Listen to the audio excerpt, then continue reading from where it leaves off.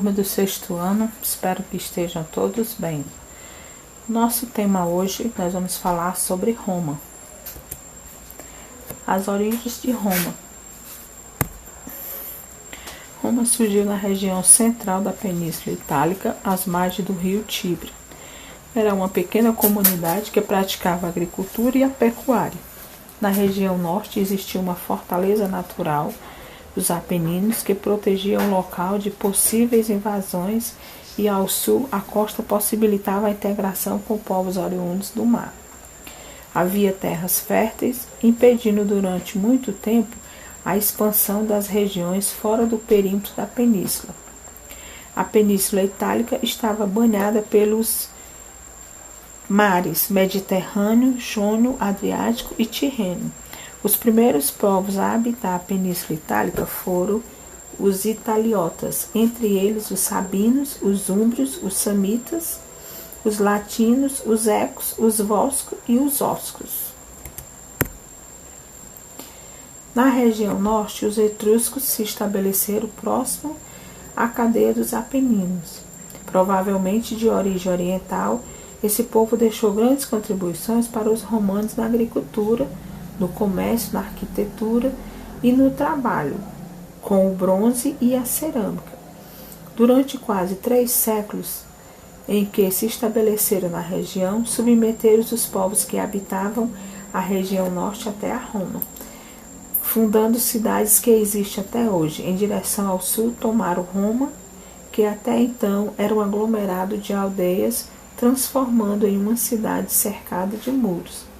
Ao sul, em decorrência da segunda diáspora grega, os gregos fundaram suas colônias. Essa região ficou conhecida como Magna Grécia e ocupava territórios da Península e da Itália da Sicília, onde estabeleceram importantes colônias gregas. Os romanos constantemente utilizavam a mitologia para explicar suas origens e a versão lendária de sua fundação ficou conhecida na célebre obra de Virgílio, a Eneida.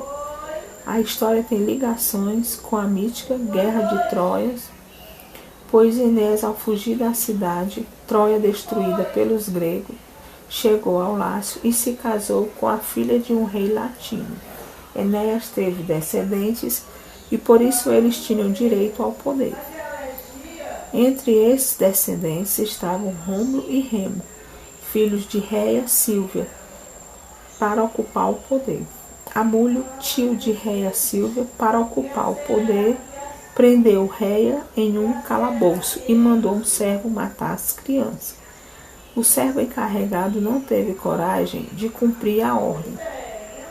Jogou as crianças no rio Tibre em um cesto. Ao chegar a um determinado ponto do rio, as crianças foram salvas por uma loba que os amamentou.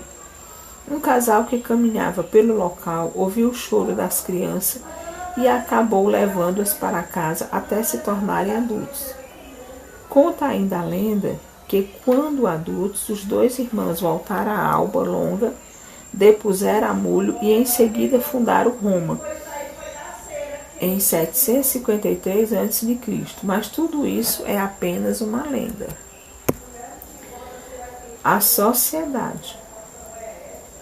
Não podemos estudar a história de Roma sem compreender os grupos sociais romanos.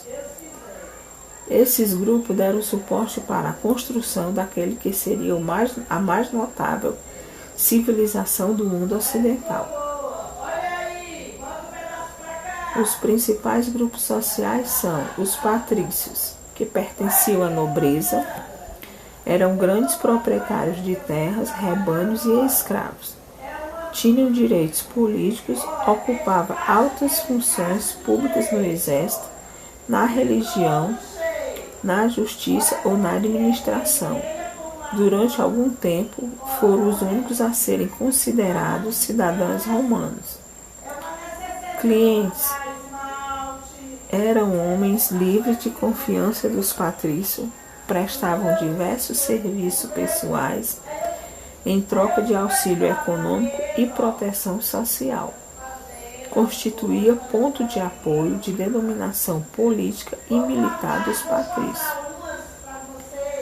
No período da República, aos poucos foram perdendo status, haja vista que os plebeus passaram a ter direito. Plebeus faziam parte da camada pobre da população. Eram homens e mulheres livres que dedicavam ao comércio, ao artesanato, aos trabalhos agrícolas. Durante boa parte da história romana, não tiveram direitos. Escravos. A princípio, os próprios romanos eram escravizados, principalmente por endividamento. Já no período da República, os escravos eram oriundos de guerras, representavam a propriedade e assim o senhor tinha o direito de castigá-los, de vendê-los ou de alugar seu serviço. Muitos escravos também eram eventualmente libertados. É interessante salientar que o grupo dos cavalheiros da ordem equestre surgiu durante a República Romana, não fazendo parte do período monárquico. Devido ao processo de expansão durante a República, os militares passaram a exercer grande poder e influência em Roma, constituindo uma nova classe. O estudo do período monárquico romano é muito prejudicado pela falta de fontes. Infelizmente, de toda a história romana, esse é o período menos conhecido. O que se sabe é que, em Roma, houve a sucessão de 7 reis, sendo 4 latinos e 3 etruscos, começando com Rômulo em 753, rei mítico representado da obra de Virgílio a Enéida, e terminando com Tarquínio o Soberbo, de origem etrusca, que foi deposto por um golpe dado pelo Senado, que levaria a República em 509 a.C. O Senado foi a instituição romana mais importante, pois conseguiu sobreviver à monarquia e à república até o declínio do Império em 476. O motivo do golpe do Senado foi o desejo de Tarquínio de reduzir sua importância submetendo-se aos seus interesses. Como o Senado representava os interesses da elite romana, ou seja, os patrícios, depuseram-no e implementaram a república. Nesse período, constata-se que Roma foi cercada de muralhas. Foram criados o Templo de Júpiter e a Cloaca Máxima, rede de esgoto, além de ter as ruas e calçadas. Instituições políticas. No período monárquico, o rei contava com o auxílio do Senado e da Assembleia Curiata. Veja abaixo as suas funções. O Senado romano era composto por um conselho de anciãos, formando apenas pelas famílias mais importantes da cidade, ou seja, os patrícios.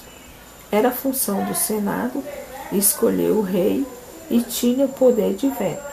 No período da República e do Império, essa instituição não perdeu sua importância, continuando a influenciar a política. A Assembleia Curiata era composta de todos os cidadãos aptos a combate e também era dominada pelos patrícios. Tinha a função de aprovar ou rejeitar leis e firmar a paz. No período da República, passou a ter uma função religiosa, perdendo seu poder de atuação.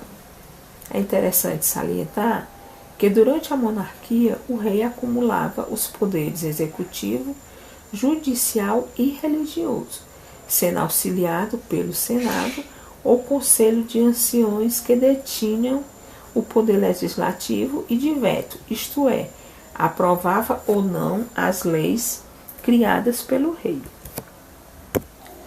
Bem, Roma, capítulo 10, parte 1, páginas 115 a 117. Atividade no livro, páginas 124 e 125.